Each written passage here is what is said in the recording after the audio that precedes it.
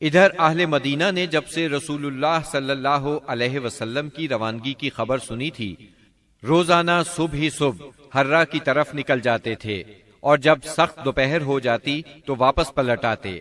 ایک روز طویل انتظار کے بعد لوگ اپنے اپنے گھروں کو واپس جا چکے تھے کہ ایک یہودی اپنے کسی ٹیلے پر کچھ دیکھنے کے لیے چڑھا۔ کیا دیکھتا ہے کہ رسول اللہ صلی اللہ علیہ وسلم اور آپ کے ساتھی سفید کپڑوں میں ملبوس چلے آ رہے ہیں۔ اس نے بے خود ہو کر نہایت بلند آواز سے کہا، عرب کے لوگوں، یہ رہا تمہارا نصیب جس کا تم انتظار کر رہے تھے۔ مسلمانوں نے اس کی آواز سنی تو ہتھیار اٹھا کر استقبال کے لیے دوڑ پڑے۔ سب نے مل کر اللہ اکبر کا نعرہ لگایا۔ پھر یہ لوگ حرہ تک چلے آئے اور وہیں آپ سے ملاقات کی۔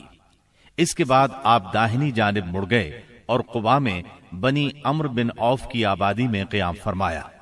آپ سیدنا ابو بکر صدیق رضی اللہ عنہ کے ساتھ دوسرے لوگوں کے درمیان میں بیٹھ گئے۔ اب ہوا یہ کہ جو بھی آتا سیدنا ابو بکر صدیق کو اللہ کا رسول خیال کر کے انہیں سلام کرتا، اس لیے کہ آپ کے بالوں میں سفیدی آ چکی تھی۔ جب اللہ کے رسول صلی اللہ علیہ وسلم پر دھوپ آ گئی اور ابو بکر رضی اللہ عنہ نے آپ کو دھوپ سے بچانے کے لیے چادر تانی تو لوگوں کو معلوم ہوا کہ یہ اللہ کے رسول ہیں۔ اس کے بعد قباء میں آپ نے کلثوم بن حدم رضی اللہ عنہ کے ہاں قیام فرمایا۔ اس سلسلے میں دوسری روایت یہ ہے کہ سعد بن خیثمہ رضی اللہ عنہ کے مکان پر قیام فرمایا۔ وہاں آپ نے 4 دن قیام فرمایا اور مسجد قباء کی بنیاد رکھی اور اس میں نماز پڑھی۔ نبی اکرم صلی اللہ علیہ وسلم نے فرمایا، جو شخص قباء میں 2 رکعت نماز پڑھے اسے عمرے کا ثواب ہوگا۔ نبی کریم صلی اللہ علیہ وسلم کے بعد سیدنا علی رضی اللہ عنہ مکہ مکرمہ میں 3 روز ٹھہرے۔ اس دوران میں مکے کے لوگوں کی جو امانتیں رسول اللہ صلی اللہ علیہ وسلم کے پاس تھیں ان کو ادا کیا، پھر پیدل چل پڑے اور قباء میں رسول اللہ صلی اللہ علیہ وسلم سے آ ملے۔ انہوں نے کلثوم بن حدم رضی اللہ عنہ کے مکان پر قیام کیا۔ رسول اللہ صلی اللہ علیہ وسلم 5ویں دن یہاں سے روانہ ہوئے۔ یہ جمعے کا دن تھا۔ اللہ کے حکم پر روانہ ہوئے۔ ابو بکر صدیق رضی اللہ عنہ آپ کے پیچھے بیٹھے تھے۔ آپ نے اپنے ننھیال بنو نجار کے پاس پیغام بھجوایا۔ وہ لوگ تلواریں لٹکائے حاضر ہوئے۔ آپ نے ان کی معیت میں مدینہ منورہ کی طرف کوچ فرمایا۔ آپ بنو سالم بن عوف کی بستی میں پہنچے تو جمعے کا وقت ہو گیا۔ آپ نے وہیں بطن وادی میں جمعے کی نماز پڑھائی جس میں 100 آدمی شریک تھے۔ جمعے کے بعد نبی کریم صلی اللہ علیہ وسلم نے مدینے کا رخ کیا۔ اس وقت تک لوگ استقبال کے لیے امڑ آئے تھے۔ گھر اور گلی کوچے حمد و تسبیح سے گونج رہے تھے۔ رسول اللہ صلی اللہ علیہ وسلم انصار کے جس محلے سے بھی گزرتے اس محلے کے لوگ آپ کی اونٹنی کی نکیل پکڑ لیتے اور عرض کرتے، ہم لوگ حاضر ہیں، ہمارے ہاں قیام فرمائیں، ہم سب ساز و سامان اور ہتھیاروں کے ساتھ آپ کی حفاظت کریں گے۔ جواب میں آپ فرماتے، اونٹنی کا راستہ چھوڑ دو، یہ اللہ کی طرف سے مأمور ہے۔ آپ کے اس فرمان کا مطلب یہ تھا کہ اللہ کو جہاں منظور ہوگا یہ وہاں خود رکے گی۔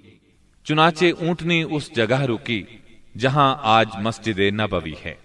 یہاں پہنچ کر وہ بیٹھ گئی، لیکن آپ نیچے نہیں اترے یہاں تک کہ وہ اٹھ کر تھوڑی دور تک چلی، پھر پلٹ آئی اور پھر اسی جگہ بیٹھ گئی جہاں پہلے بیٹھی تھی۔ اس کے بعد آپ نیچے تشریف لے آئے۔ اب لوگوں نے آپ کو اپنے اپنے گھر لے جانے کے لیے درخواست شروع کی۔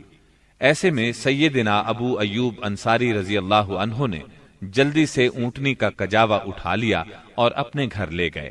اس پر آپ نے فرمایا، آدمی اپنے کجاوے کے ساتھ ہے۔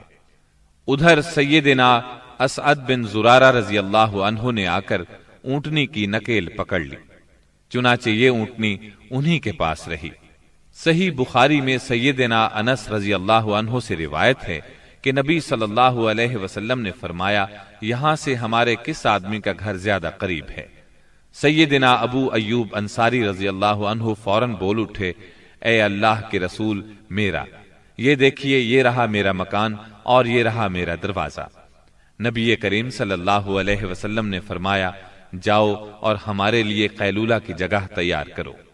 انہوں نے عرض کی آپ دونوں حضرات تشریف لے چلیں، اللہ برکت دے۔ اس طرح میزبانی کا شرف سیدنا ابو ایوب انصاری رضی اللہ عنہ کے حصے میں آیا۔ جب رسول اللہ صلی اللہ علیہ وسلم مدینہ منورہ میں قیام پذیر ہو چکے تو آپ نے سیدنا زید بن حارثہ اور سیدنا ابو رافع رضی اللہ عنہما کو مکہ معظمہ بھیجا۔ وہ نبی کریم صلی اللہ علیہ وسلم کی دونوں صاحبزادیوں سیدہ ام کلثوم اور سیدہ فاطمہ، ام المومنین سیدہ سودا، ام ایمن اور سیدنا اسامہ بن زید رضی اللہ عنہ کو ساتھ لے آئے۔